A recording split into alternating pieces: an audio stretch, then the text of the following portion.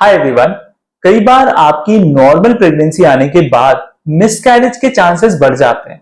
तो आपको मन में ये आएगा कि नॉर्मल अगर प्रेगनेंसी हुई है तो मिसकैरेज कैसे हो सकता है। ये हो सकता है आपके यूट्रस की वजह से।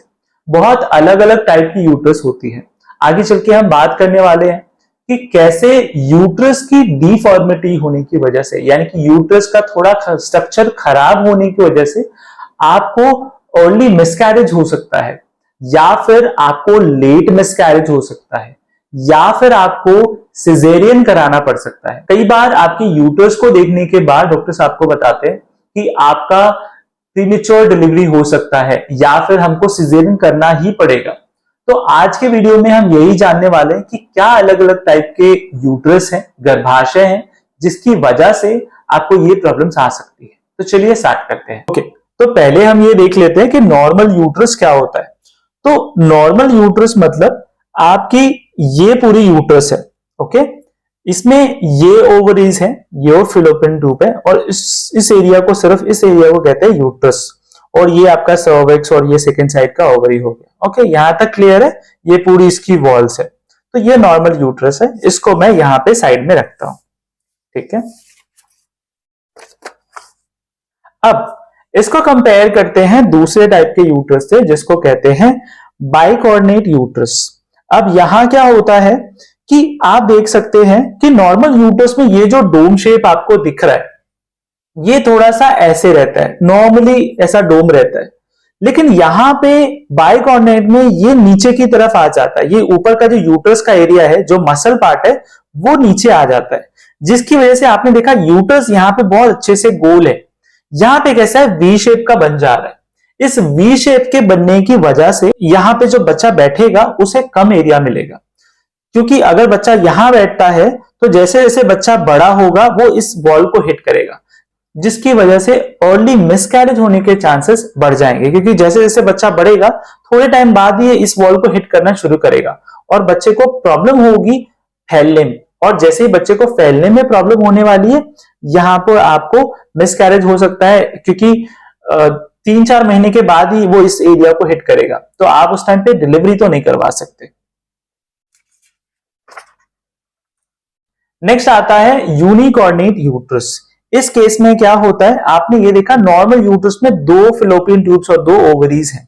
यूनि में क्या होता है, इस साइड से एक और ओवरी बन जाएगा। ठीक है, यहाँ पे ये ओवरी आएगा, ये फिलोपियन ट्यूब प्रॉपर है। लेकिन ये जो एरिया है, ये यहाँ पे आप देख रहे हैं कट ऑफ हो चुका है। अब प्रॉब्लम क्या होती है कि क्योंकि आधा ही यूट्रस डेवलप हो चुका है। देखिए, ये ना बर्थ बाय बर्थ होता है, ऐसा नहीं कि बाद में कोई प्रॉब्लम हुई जिसकी वजह से डेवलपमेंट नहीं हुई। ये बाय बर्थ होता है। तो एक ही साइड का इतना ही यूट्रस डेवलप हुआ, ये वाला साइड का यूट्रस, यानी कि ये जो साइड का यूट्रस है, ये डेवलप नहीं हुआ यूनिकॉर्डिनेट यूट्रस में। तो प्रॉब्लम क्या होने वाली है, बेबी बड़ा तो होगा, और जैसे जैसे बड़ा होगा ये आपका मान के चलिए 6 मंथ तक कोई प्रॉब्लम क्रिएट नहीं करेगा। लेकिन जब 7th मंथ में जब आते हो आप, तो 6 से 7 मंथ में जब आप आते हो, उस टाइम पे ये इस एरिया को हिट करना शुरू करेगा, जिसकी वजह से लेट मिसकैरेज होने के चांसेस बढ़ जाते हैं। ठीक है, और लेट मिसकैरेज या फिर प्रीमेच्योर डिलीवरी के चांसेस बढ़ जाते हैं।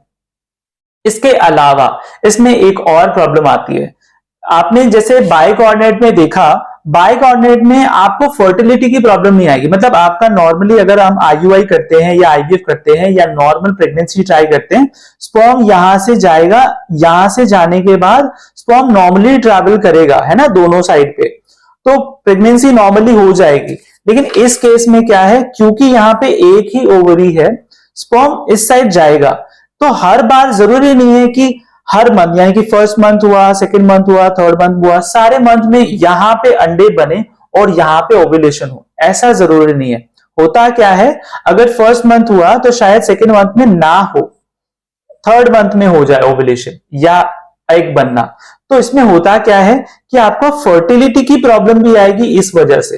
तो यहां 2 प्रॉब्लम्स आ जाती हैं यूनिकॉर्डिनेट में।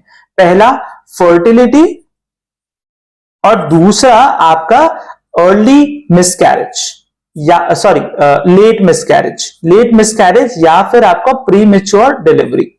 ठीक है, ये सारी प्रॉब्लम आ जाती है।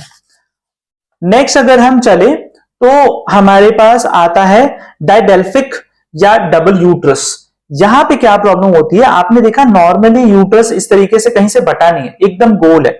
यहां पे आप देखिए कि ये जो वॉल है वो यहां कनेक्ट होने के बजाय सीधा नीचे डिप कर रही है और ये आपका सर्विक्स तक जा रहा है। अब होता क्या है, यहां से जब स्पर्म एंट्री करेगा तो यहां पे जाकर के एग रप्चर होगा, आराम से बेबी यहां से डेवलप होते हुए इधर आएगा या फिर इधर आएगा, या फिर आप अगर IUI या IVF करते हैं स्पेशली तो यहां पे ही हमें बेबी डालना पड़ेगा। तो हम यहां पे बेबी डाल तो देंगे, लेकिन जब बेबी वापस से तीसरे या चौथे मंथ में जब आएगा तो यहां पे वो इस वॉल को हिट करना शुरू करेगा, है ना, बेबी ग्रो करेगा, इस वॉल को हिट करेगा। अब क्योंकि ये वॉल को हिट कर रहा है 2 से 3 महीने में ही मिसकैरेज के चांसेस बढ़ जाएंगे, ठीक है। इसके अलावा एक और प्रॉब्लम क्या होती है, अगर आप IVF करवा रहे हैं तो एक प्रॉब्लम आपके क्लिनिशियन को जरूर होगी, वो ये कि जब हम एक ET कैथेटर को ले जाते हैं तो हम ये सर्विक्स के पास ना एक ऑस आता है, जिसको ये छोटा सा ऑस होता है, ऐसे करके होता है। अब आपको ये इंटरनल ऑस है, इसको क्रॉस करना होता है। जब आप क्रॉस करते हो तो ये एरिया विजिबल नहीं होता, आपको ये एरिया विजिबल होता है अल्ट्रासाउंड में।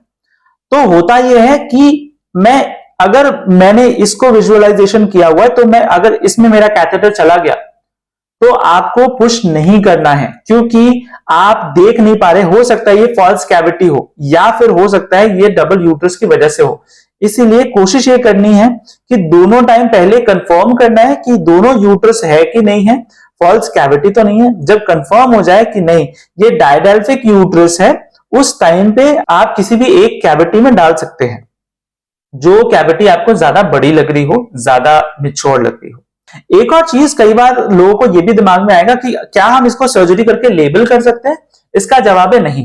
अगर आप इसको सर्जरी करके लेबल करने की कोशिश करते हैं, आप कर तो पाओगे, लेकिन आपका यूट्रस हमेशा की तरह खराब हो चुका होगा, आपको शायद कभी प्रेगनेंसी ना आए, आपका एंडोमेट्रियम ना बन पाए, क्योंकि एंडोमेट्रियम बहुत ज्यादा डेलिकेट होता है, उसके साथ ज्यादा छेड़छाड़ नहीं की जा सकती। नेक्स्ट आता है सेप्टेट यूट्रस। यहां क्या होता है, जैसा हमने डायडेल्फिक में देखा कि यहां पे एक जो आउटर वॉल है वो बहुत सर्विक्स तक आ जा रही है, राइट, आपको सर्विक्स तक, ये सर्विक्स के एरिया तक आ जा रहा है यूट्रस का मस्कुलर वॉल। यहां पे क्या हो रहा है, ये आधा लटका होता है ना, ये पूरा है, यहां पे मसल ऐसे ही पड़ी हुई है एकदम सीधी लाइन में, यहां पे क्या है थोड़ा सा अंदर आ जाता है। इसमें क्या होता है, नॉर्मली प्रेगनेंसी हो सकती है, प्रॉब्लम ये आता है कि बेबी जब यहां पे बढ़ेगा तो फिर से ये एक टाइम के बाद इसको हिट करेगा। अब क्योंकि ये वॉल में जगह बहुत ज्यादा है और ये वॉल को आप बेबी जो है थोड़ा पुश भी करता है, तो ये लेट मिसकैरेज में आता है। क्यों आता है, क्योंकि बेबी ऑलमोस्ट 6 या 7 मंथ तक का ग्रो हो चुका होगा, उसके बाद ये इसको हिट करना शुरू करेगा, जिसकी वजह से आपको लेट मिसकैरेज होने के चांसेस है। या फिर अगर ये ज्यादा प्रॉब्लम क्रिएट नहीं कर रहा, ज्यादा बड़ा नहीं है, तो आपको सिजेरियन होने के चांसेस भी बहुत ज्यादा बढ़ जाते हैं। क्यों, क्योंकि बेबी अभी मैच्योर नहीं हुआ है इतना ज्यादा कि वो खुद ही पुश करे, तो सिजेरियन करके, क्योंकि जगह नहीं है, सिजेरियन करके बेबी को बाहर निकाला जा सकता है, ये इसमें एक बेनिफिट होता है। और प्रेगनेंसी नॉर्मली हो सकती है, इनफर्टिलिटी का कोई इसमें चांस नहीं है। नेक्स्ट और लास्ट में हम आते हैं आर्क्यूएट यूट्रस।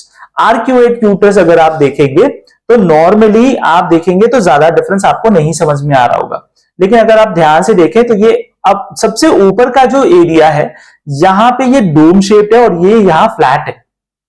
आर्क्यूएट में क्या होता है कि ये जो ऊपर का एरिया है ये थोड़ा सा नीचे आ जाता है, जिसकी वजह से यूट्रस का बहुत ही कम हिस्सा है जो यूट्रस का, एंडोमेट्रियम का, यूट्रस का मसल कवर कर लेता है। इसकी वजह से भी आपको लेट मिसकैरेज होने के चांसेस बढ़ जाते हैं। तो इसमें भी बहुत ज्यादा प्रॉब्लम नहीं आती है, आपको नॉर्मली प्रेगनेंसी आ सकती है और मिसकैरेज होने के चांसेस थोड़े से कम है एज कंपेयर टू दूसरे अबनॉर्मलिटीज।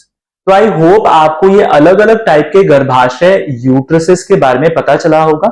अगर आपको ये वीडियो अच्छा लगता है तो हमारे वीडियो को लाइक करिए, सब्सक्राइब करिए और हमारे वीडियो को शेयर भी कीजिए। थैंक यू सो मच, मिलते हैं नेक्स्ट वीडियो में।